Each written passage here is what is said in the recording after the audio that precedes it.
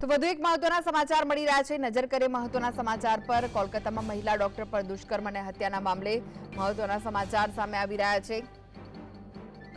રાજકોટ સહિત સૌરાષ્ટ્રમાં પણ આ ઘટનાના ઘેરા પડઘા પડ્યા છે। તો સરકારી હોસ્પિટલમાં ડોક્ટરોની હડતાળનો બીજો દિવસ છે। તો ગુજરાતના ડોક્ટરો પણ આમાં જોડાઈ ગયા છે અને હડતાળનો આજે બીજો દિવસ છે। ખાનગી હોસ્પિટલના તબીબો પણ બંધ રાખીને વિરોધમાં જોડાશે।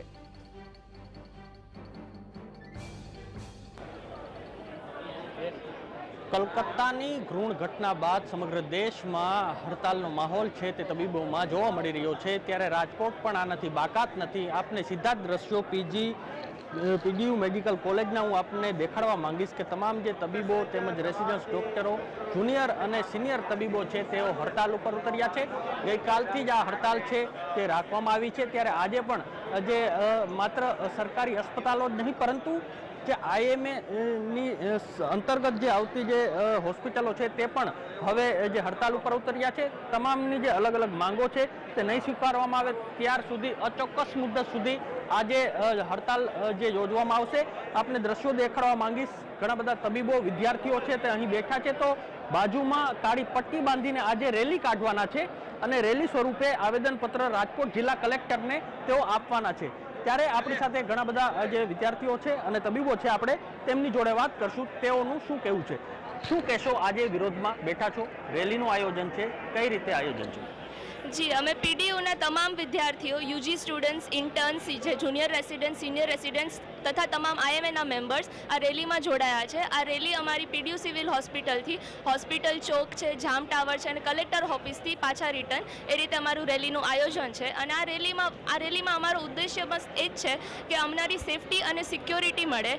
જે 2022માં સેન્ટ્રલ પ્રોટેક્શન એક્ટ જે પાસ થયો હતો, જે બિલ પાસ થયું હતું, એ હજી અમને એનું ક્યાંય અમલ થતું હોય એવું લાગતું નથી। અમારે જ્યારે 8-9 વાગ્યા પછી જો ઘરની બહાર નીકળવાનું હોય તો પેરેન્ટ્સ અમને 10 સવાલો પૂછે છે, પણ જો અમારી નાઇટ ડ્યુટી હોય તેમાં આખી રાત બહાર રહેવાનું હોય છતાં પણ અમારા પેરેન્ટ્સ એક સવાલ પૂછતા નથી, કેમ કે એમને ખબર છે અને અમને બી ખબર છે, બધાને ખબર છે કે હોસ્પિટલ અમારું જે વર્ક પ્લેસ છે એ એક સેફ પ્લેસ છે। ત્યાં અમારી સેફટી અને સિક્યોરિટી ફૂલ મળશે। પણ આ હાદસા થયા બાદ તથા તમામ આવા બીજા હાદસાઓ જે ઇન્ડિયામાં થઈ રહ્યા છે ત્યાર પછી અમારી સેફટી અને સિક્યોરિટી પર બી સવાલ ઉઠી રહ્યા છે। તો જો અમે અહીંયા અમારા વર્ક પ્લેસે જ નાઇટ ડ્યુટીમાં સેફ નહીં ફીલ કરીએ તો આનું રિસ્પોન્સિબિલિટી કોણ લેશે? આજે કોઈ એક માણસે થયું છે, આવું તો કોઈ પણ સાથે થઈ શકે છે। તો બસ અમે સેફટી અને સિક્યોરિટીની જ માંગ કરીએ છીએ। સેફટી અને સિક્યુરિટીની માંગ છે તે કરી રહ્યા છે વિદ્યાર્થીઓ। પોતે કહી રહ્યા છે જે કલકત્તા જેવી ઘટનાનું પુનરાવર્તન ન થાય તેના કારણે આ જે વિરોધ છે તે કરવામાં આવશે અને રેલી સ્વરૂપે હાથમાં જે કાળી પટ્ટી બાંધીને તેઓ વિરોધ દર્શાવશે। લકીરાજ ઝાલા, GSTV, રાજકોટ।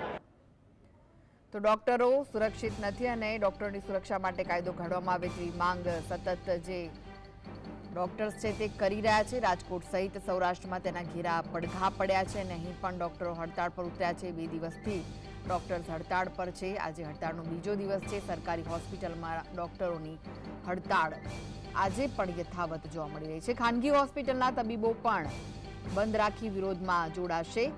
ત્યારે કોલકાતામાં જે ઘટના બની છે તેને લઈને સમગ્ર રાજ્યમાં તેના ઘેરા પ્રત્યાઘાત પડ્યા છે।